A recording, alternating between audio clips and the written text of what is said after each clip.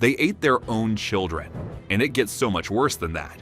What archaeologists discovered in caves across Europe reveals that our closest extinct relatives weren't just occasional cannibals.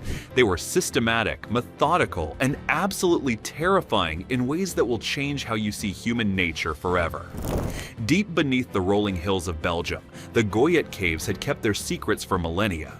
Here's what's absolutely mind-blowing. When archaeologists first descended into these limestone chambers in the 1990s, they thought they were looking at animal bones. It took them months to realize they were actually staring at the remains of an ancient family dinner, where the main course was Neanderthal children. The bones were everywhere. Scattered across 20 square meters of cave floor lay the remains of at least 5 Neanderthals, 4 adults and 1 child, their skeletons smashed to pieces. But these weren't the remains of some ancient tragedy. The fracture patterns told a different story entirely. Every single long bone had been systematically cracked open. The skulls showed precise cut marks around the temples and jaw. Someone had been very deliberately extracting every scrap of edible tissue from these bodies. Think about the last time you carved a Thanksgiving turkey. Now imagine doing that to a human teenager. Dr. Elaine Rougier ran her fingers along the microscopic scratches etched into the thigh bone, parallel grooves that told an unmistakable story. Someone had used stone knives to strip every last bit of meat from this child's bones, with the same methodical precision you'd use on any dinner. She had seen identical marks on the deer and horse bones scattered throughout the same cave layer. The Neanderthals had processed these human remains exactly like any other food source. But here's where this story gets truly terrifying. What if I told you that Belgium was just the tip of the iceberg? As archaeologists started connecting the dots across Europe, they realized they weren't looking at random acts of cannibalism. They were looking at something much worse. A systematic, almost industrial approach to eating human beings. At Moula-Guercy in France, researchers discovered the remains of 6 Neanderthals that had been systematically dismembered. Stone tools had filleted the chewing muscles from 2 young skulls. Someone had sliced out at least 1 tongue. The precision was surgical. These weren't frenzied attacks, but careful food preparation. Now brace yourself for this next part, because what archaeologists discovered next proves these Neanderthals weren't just desperate cannibals. They were experts. The cut marks followed a specific sequence that would make a modern butcher jealous. First, stone knives separated joints with surgical precision and removed large muscle groups from the arms and legs. Then came the delicate work around the skull, cutting away the temporalis muscles that powered the jaw, carving out the tongue, accessing the brain case. Finally, heavy stones smashed open the long bones to reach the fatty marrow inside. Okay, I thought I'd seen the worst of it. But what archaeologists found next made my blood run cold, and it should make yours too. These Neanderthals didn't just eat their dead, they turned their bones into tools. Imagine using your grandmother's femur as a hammer. That's exactly what they did. Femur fragments became hammers to sharpen stone blades. Skull pieces served as anvils. The dead weren't just food. They were equipment. I want you to close your eyes for a second and imagine the worst winter of your life. Now multiply that by 1,000. Picture this. 45,000 years ago, trapped in the Goyet caves, a Neanderthal family is facing their final choice. Watch their children starve to death, or make a decision that would haunt us 45,000 years later. Outside, an endless winter gripped northern Europe. Ice sheets stretched to the horizon, and temperatures plummeted far below anything modern humans have experienced. Game animals had fled south or died off. Plant foods lay buried under feet of snow. For the Neanderthal band sheltering in these limestone chambers, starvation was a constant companion. When the first member of their group succumbed, perhaps an elderly grandmother or a sick child, a terrible decision had to be made. The body represented perhaps 50 pounds of protein and fat. It could keep the rest of the group alive for days, maybe weeks. In a world where death waited around every corner, wasting such a resource would have been unthinkable. The butchering began immediately, before decomposition could set in. Stone knives made quick work of the major muscle groups. The brain, rich in essential fats, was carefully extracted through the skull base. Even the bone marrow, packed with calories and nutrients, was harvested by systematically smashing every long bone into fragments. This wasn't mindless savagery. The Neanderthals approached human butchery with the same methodical efficiency they brought to processing deer or horses. They knew anatomy intimately. Where to cut to access the richest tissues, how to extract maximum nutrition from every part of the body. This was survival cannibalism at its most calculated and desperate. Just when you think you understand these Neanderthals, they throw you a curveball that changes everything. What if I told you some of them weren't eating people because they were hungry? What if they were doing it for a reason that's somehow even more disturbing than starvation? At Krapina Cave in Croatia, archaeologists discovered something even more unsettling. For nearly 10,000 years, generation after generation of Neanderthals had brought their dead to the same cave. The bone modifications were remarkably consistent across millennia. The same cut marks in the same places, the same careful processing techniques. The skull modifications at Krapina were particularly puzzling. Unlike the desperate butchery at survival sites, these showed deliberate ritualized patterns. Specific areas of the skull had been carefully carved away, but not in ways that maximized food extraction. Instead, the modifications seemed designed to remove flesh cleanly, perhaps to prepare the bones for some other purpose. Here's the part that will mess with your head. Some researchers think these Neanderthals were eating their dead not because they were hungry, but because they loved them. Think about that for a second. In their minds, consuming grandma might have been the ultimate way to honor her memory and keep her spirit alive in the family. The careful, repeated nature of the bone modifications suggests cultural traditions passed down through generations. Perhaps eating their dead was how these Neanderthals honored their ancestors, ensuring they remained part of the living community even after death. The evidence from multiple sites paints a complex picture. Neanderthals weren't mindless brutes driven only by hunger. They had sophisticated cultural practices around death and burial. They cared for their sick and elderly. They buried their dead with grave goods and flowers. Yet they also systematically cannibalized members of their own communities when circumstances demanded it.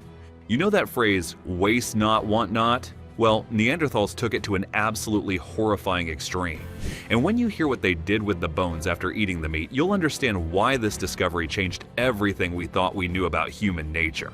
At Goyet, 5 human bones showed clear evidence of being used as retouchers, tools for sharpening stone blades. A femur fragment became a hammer for knapping flint. Skull pieces served as anvils for shaping obsidian points. Even in death, these Neanderthals continued to serve their community as equipment for survival. This wasn't unique to Belgium. Across Europe, Neanderthal sites contained human bones that had been repurposed as tools after the meat was consumed. It represents a level of resource optimization that modern humans find deeply unsettling. Nothing was wasted. Every bone, every fragment had potential utility. The implications are staggering. These weren't desperate one-time events, but systematic practices with clear cultural protocols. Neanderthals had developed efficient techniques for processing human remains and established cultural norms around which bones made the best tools. They passed this knowledge down through generations, refining their methods over thousands of years. All right, we need to talk about the elephant in the room. And by elephant, I mean the absolutely mind-bending question that's probably been nagging at you this whole time. How do you convince an entire community that eating people is okay? Because somebody had to teach the kids how to do this. The remains at most sites represent complete family groups: men, women, children, infants. Someone had to make the decision to kill and eat these people. Someone had to wield the stone knives. Someone had to teach children how to process human bodies efficiently. The cannibalized remains show no evidence of warfare or violence preceding death. These weren't enemies captured in battle, but members of the same community. The victims were likely already dead from disease, accidents, or old age when the butchering began. But in some cases, the evidence suggests otherwise. Cut marks on several skulls indicate the victims were healthy when they died. No signs of illness or injury preceded the systematic dismemberment. This raises the terrifying possibility that some Neanderthals were killed specifically for food, that cannibalism wasn't always about disposing of the already dead, but about creating fresh meat when other resources ran out. The social dynamics required for sustained cannibalism are almost impossible for modern humans to comprehend. It would have required community consensus, established protocols, and the psychological ability to see fellow Neanderthals as potential food sources. Yet the archaeological evidence makes clear this wasn't aberrant behavior, but part of their normal survival toolkit. As researchers examined more Neanderthal sites, cannibalism appeared across vast distances and time periods. From Spain to Belgium, from France to Croatia, the evidence mounted. This wasn't isolated to one population or one particularly harsh winter. It was a widespread cultural practice that persisted for tens of thousands of years. At El Sidrón in Spain, a family group of 12 Neanderthals, men, women, and children, had been systematically butchered and consumed. Cut marks covered their bones. Their skulls had been smashed open for brain extraction. Even the children's remains showed evidence of careful meat removal. The demographic pattern was telling. The cannibalized groups consistently included individuals of all ages, from infants to elderly adults. This wasn't selective killing of the weak or disabled. Entire family units had been processed for food, suggesting that whatever drove these episodes affected whole communities simultaneously. The geographic spread is equally revealing. Neanderthal cannibalism occurred in coastal regions with abundant marine resources and inland areas rich with game. It happened during mild interglacial periods and harsh ice ages. Climate and resource availability seem to have had little impact on the practice. This suggests cannibalism was deeply embedded in Neanderthal culture, rather than being purely a response to environmental stress. The most recent evidence of Neanderthal cannibalism dates to just 40,000 years ago, right around the time modern humans were spreading across Europe. As our ancestors moved into Neanderthal territories, competition for resources intensified. The last Neanderthal populations may have turned to cannibalism more frequently as their world collapsed around them.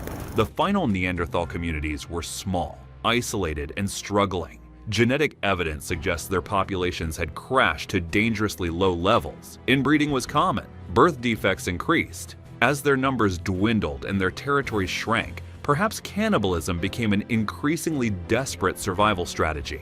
But we'll never know if cannibalism contributed to their extinction or was simply a symptom of their decline. What we do know is that the practice accompanied them right to the end. The very last Neanderthals were still eating their dead when the final winter came. Modern humans struggle to comprehend Neanderthal cannibalism because it violates our deepest cultural taboos. We see it as the ultimate moral transgression, a complete breakdown of civilized behavior. But for Neanderthals, it may have been just another survival tool, no different from hunting mammoth or gathering plant foods. Their world was brutal beyond modern imagination. Life expectancy was perhaps 30 years. Most children died before reaching adulthood. Starvation, disease, and predation were constant threats. In such an environment, wasting potential food sources, even human ones, might have been the real moral failing. The evidence also reveals the sophistication of Neanderthal cognition. They weren't mindless brutes, but intelligent beings capable of complex decision-making and cultural transmission. They developed efficient butchery techniques and passed them down through generations. They created tools from human bones and established protocols around resource utilization.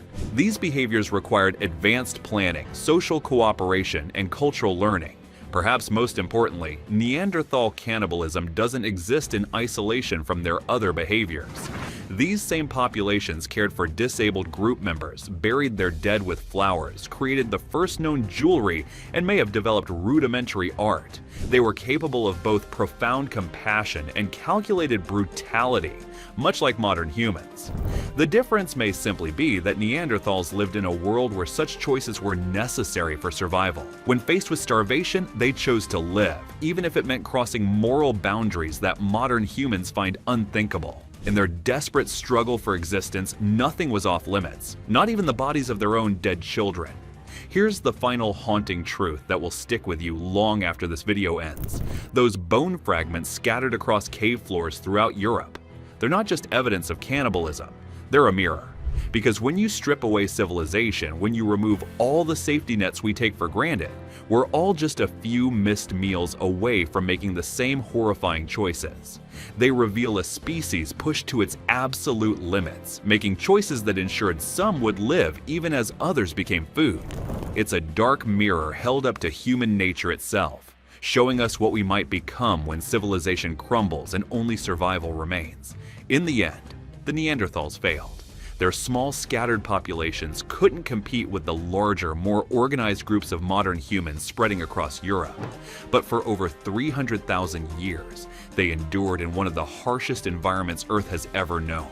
And if eating their own dead was part of what kept them alive for so long, perhaps we shouldn't judge them too harshly for making the ultimate sacrifice.